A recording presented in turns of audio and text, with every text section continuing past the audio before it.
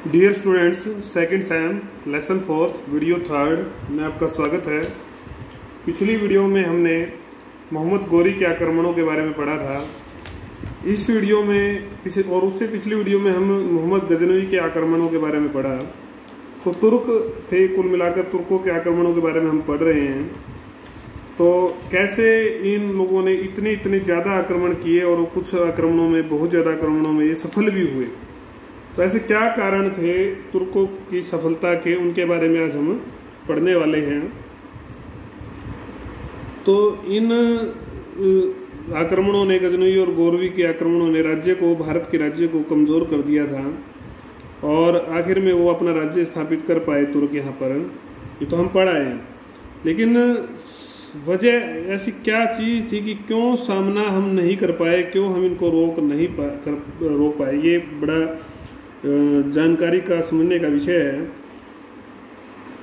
भारतीय राज्यों का पतन एक महत्वपूर्ण घटना रही, जिसने भारतीय समाज को, हमारे राज्यों का पतन हो रहा था। तो विवेचना जरूरी है कि आखिर में क्यों पतन हुआ, किस तरह की फैक्टर थे जिनके कारण से, कैसे तत्व थे जो ये जिनके कारण से सब घटता है।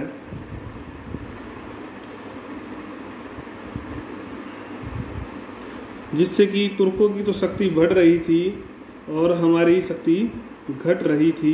तो इन फैक्टरों को हमने समझना है। हालांकि इतिहासकार मौन है उस समय के, जो भी हैं ज़्यादातर, फिर भी हमें समझना तो है। इसको समझने के लिए हम जो साधन यहाँ पुस्तक में या अन्य रेफरेंस बुक में हैं उनको समझना चाहिए। तो अनेक तर्क उन्होंने दिए हैं, जो भी इतिहासकार बाद के हुए उन्होंने अनेक तर्क दिए हैं। कुछ भ्रम भी फैलाते हैं और कुछ वास्तविकता को भी प्रकट करते हैं और कुछ पूर्वाग्रह से ग्रसित हैं।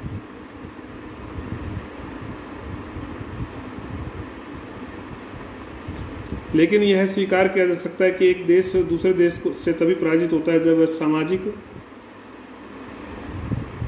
और राजनीतिक दृष्टि से कमजोर पड़ जाता है। मतलब कमजोर तो था ही, तभी पराजित होगा।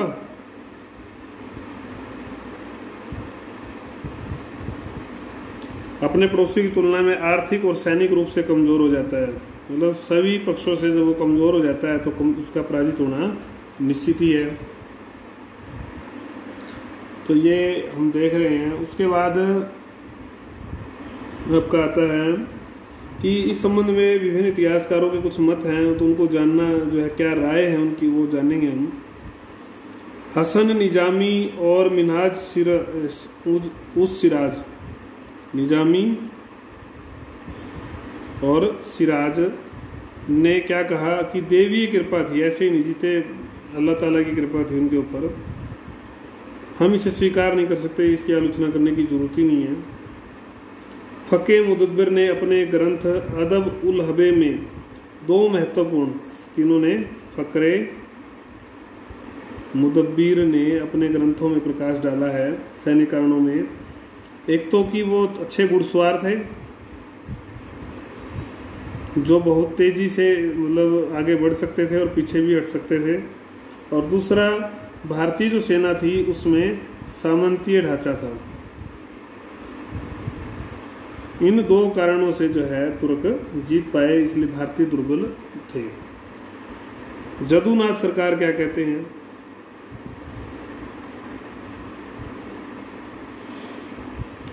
जदुनाथ सरकार कहते हैं कि 3 प्रमुख कारण थे। एक तो इनमें भाईचारा था, भावना थी भाईचारे के आपस में। अल्लाह में विश्वास था, मृत्यु का भय कम था,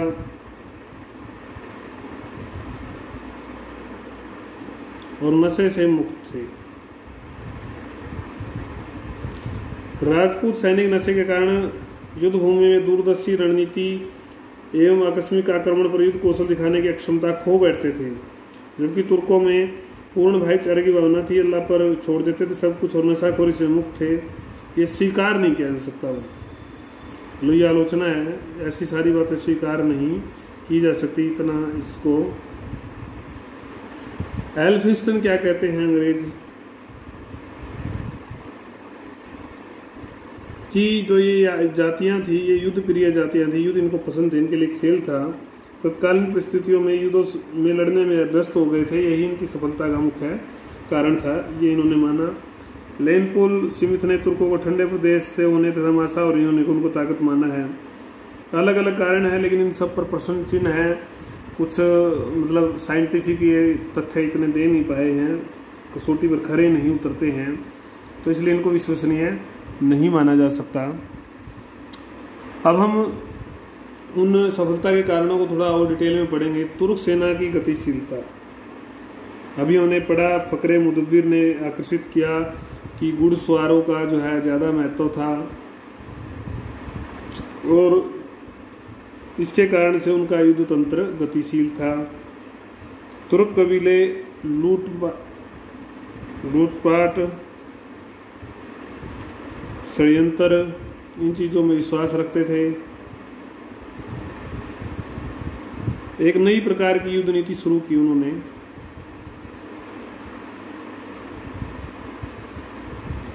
घुड़सवार सैनिक जो भारी अस्त्र शस्त्र से लैस होंगे,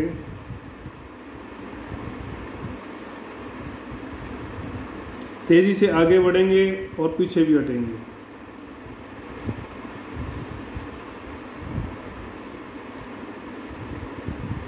घोड़े की पीठ से ही तीरों की बौछार, यह भी एक अच्छा पैतरा था। घुड़सवार सेना में लोहे की रकाब,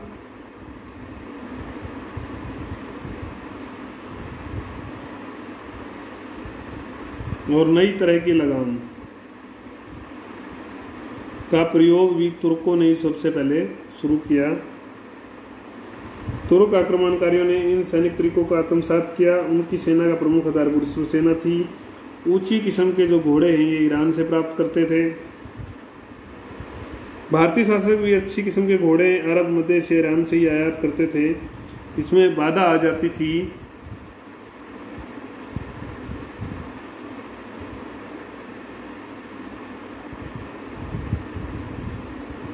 तो भारतीय जो है घोड़ों के लिए कुल मिलाकर मुसलमान व्यापारियों पर निर्भर थे।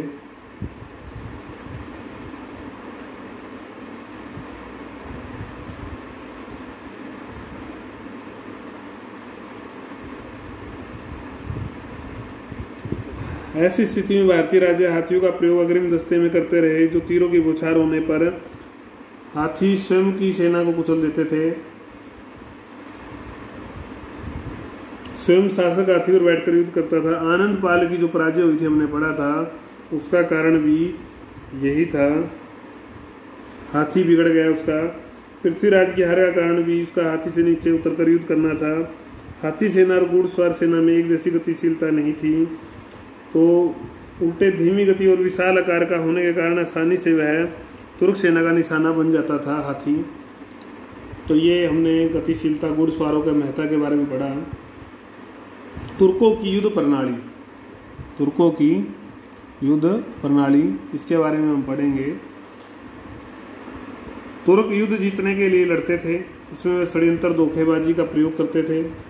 उनको कोई बस जीतना है, चाहे किसी भी तरह से जीता जाए, यही नियम था उनका। जबकि राजपूत आदर्शों पर डटे रहते थे कि बिना शस्त्र कोई है तो उसको मृत्यु को आदर्श समझते थे कि युद्ध में मरना जो है वो आदर्श है। युद्धभूमि पर पीठ दिखाकर नहीं भागना है।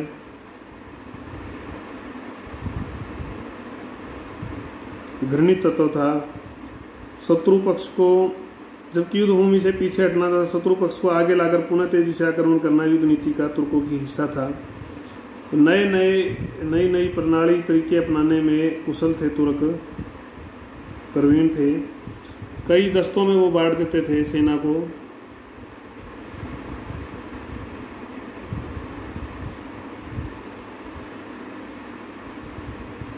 मुख्यतः 5 भाग थे।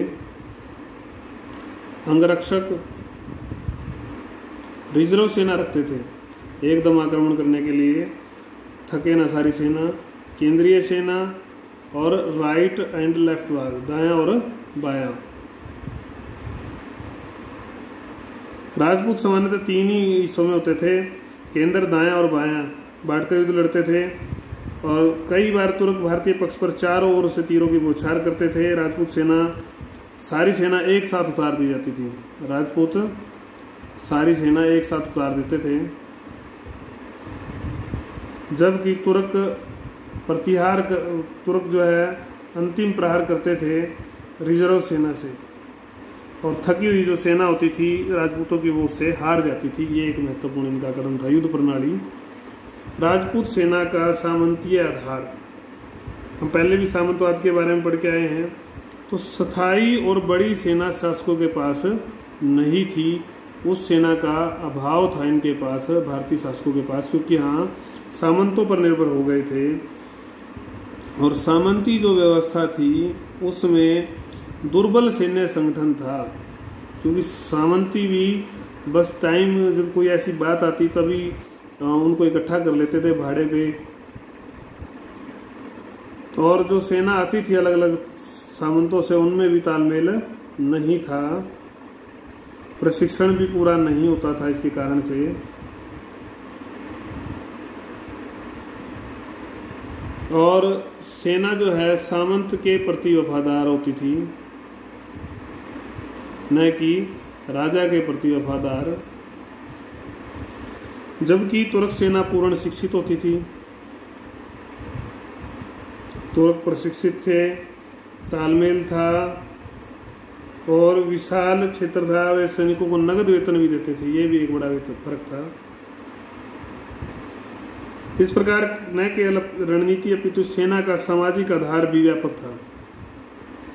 सेना का सामाजिक आधार भी व्यापक था। भारत में जैसे कुछ अक्षत्रिय लोग ही लड़ते थे, लेकिन वहाँ ऐसा नहीं था, तो इसके कारण से उनकी जीत होती थी, वो सफल होते थे।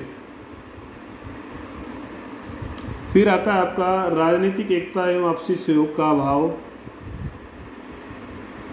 भारत में राजनीतिक एकता का अभाव था, आपसी सहयोग भी कम था। हर्षवर्धन के बाद ऐसा कुछ नहीं रहा।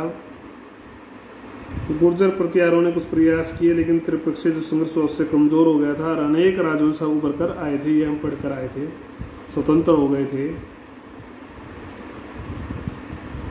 आपस में ही ये लड़ते रहते थे, संघर्ष करते रहते थे। एक दूसरे की अधीनता स्वीकार नहीं करनी है, बस यही इनका एजेंडा था, और दूसरे को झुकाना है। बलिदान के लिए, अपने वंश की बलिदान के लिए तैयार रहते थे। सीमा विवाद, राज्य प्रसार,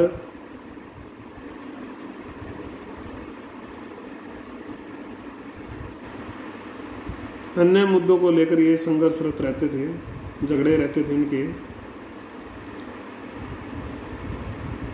तो ये एक सत्ता के अधीन इस कारण से जो है कोई केंद्र शक्तिशाली होकर नहीं उभर सका। संकट आने पर भी जो है सहयोग नहीं आपसी में इनका। बाहरी जब संकट होता तब तो सहयोग कर सकते थे। मोहम्मद के आक्रमण के समय आनंदपाल को छोड़कर किसी अन्य ने एकता का प्रयास नहीं किया। गौरी के आक्रमण के समय पृथ्वीराज को पूरी तरह भारतीय सहयोग नहीं मिला। आनंदपाल और इनके पृथ्वीराज के उदाहरण आप दे सकते हैं इसमें।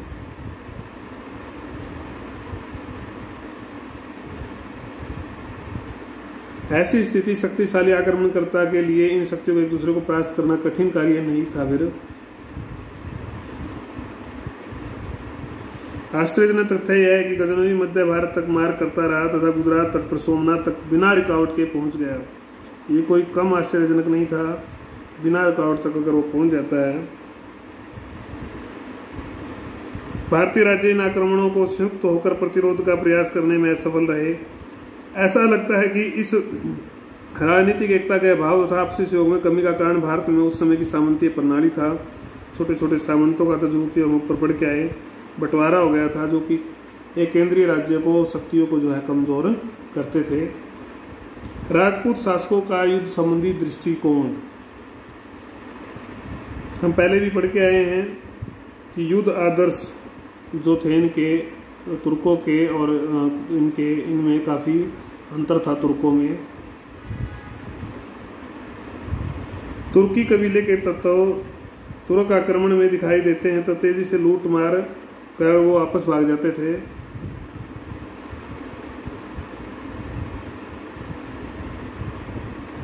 युद्ध में कमजोर स्थिति आने पर पीछे हटना, फिर पुनः आक्रमण करना, ये उनकी रणनीति का हिस्सा था।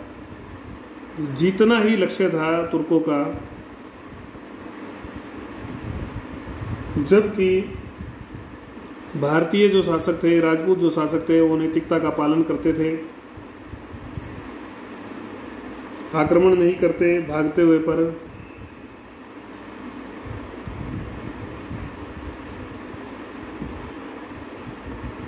युद्ध क्षेत्र में अवसर की आवश्यकता के अनुसार बचकर भाग निकलना अनैतिक और प्रतिष्ठा के खिलाफ समझा जाता था। मर जाना ही आदर्श था। युद्ध में लड़ते हुए वीर गति मानी जाती थी। इस प्रकार पूर्व मध्य काल में भारत के राजपूत शासकों तथा मध्य एशिया के शासकों के युद्ध के प्रति दृष्टिकोण में अंतर ने भी तुर्कों की सफलता में महत्वपूर्ण भूमिका निभाई। भारतीय समाज में जातीय भेदभाव का प्रभाव, ये तो हम पढ़कर ही आए हैं कि काफ़ी जो है जातीय भेदभाव थे। संरचना उसके कारण से अलग ही तरह की थी समाज में। 4 वर्णों की संरचना भी हमने पढ़ी थी। अलग अलग कर्तव्य थे उनके। विशेष व्यवसाय जाति के अनुसार तय होते थे।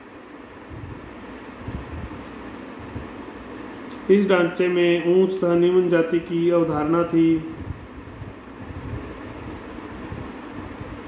क्षत्रिय जो थे वो विशेष रूप से शासन तथा सैनिक काम संभालते थे, कार्य निर्धारित था उनका। तो इनको विशेषाधिकार मिले हुए थे इस क्षेत्र के, और भी अन्य विशेषाधिकार भी इनके पास। तो समाज का बड़ा हिस्सा इस दृष्टि से उदासीन रहा युद्ध के प्रति, या इस प्रकार का कोई सैनिक प्रशिक्षण वो लेते तो उदासीन था। इस उदासीनता ने एक निर्णायक भूमिका निभाई तुर्कों की जीत में।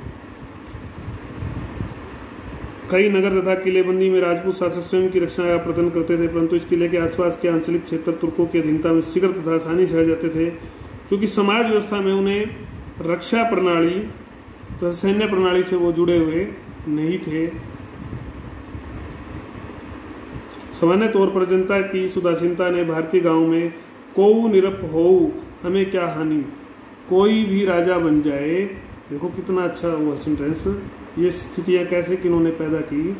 कोऊ निरप मतलब कोई भी राजा होए हमें क्या हानि होनी। हम लोग आजकल वोट डालते हुए भी ऐसा ही करते हैं, लेकिन हमें हानि होती है, हमें सारा नुकसान होता है।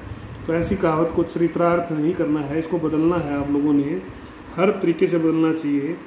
तो जन साधारण में जो उदासीनता पनपी, इस प्रकार की कहावतों का बढ़ गया, तो क्षेत्रीय वंशगत जो है श्रेष्ठता पर आ गए, तो अन्य जो समाज है वो इन चीज़ों से उदासीन होता गया। तो इसके कारण से क्षत्रिय जो है झगड़ालू होते गए और समाज इनसे दूर होता गया, जिद्दी प्रवृत्ति के क्षत्रिय होते गए। तो इन सब कारणों ने तुर्कों को अप्रत्यक्ष तरीके से लाभ पहुंचाया और हमारे समाज को नुकसान हुआ। तो ये हमने 6 बिंदु इस वीडियो में पढ़े। अगली जो वीडियो होगी इसके 5 बिंदु रहते हैं, उसमें हम उनको पढ़ेंगे, समझेंगे, देखेंगे, और उसके बाद फिर हम तुर्कों के आक्रमण के प्रभाव पढ़ेंगे। किसी भी विद्यार्थी की कोई क्वेरी है तो वो ज़रूर व्हाट्सएप से ले ले, नोट्स बनाते रहें। मैं बार बार रिपीट कर रहा हूँ इन चीज़ों को।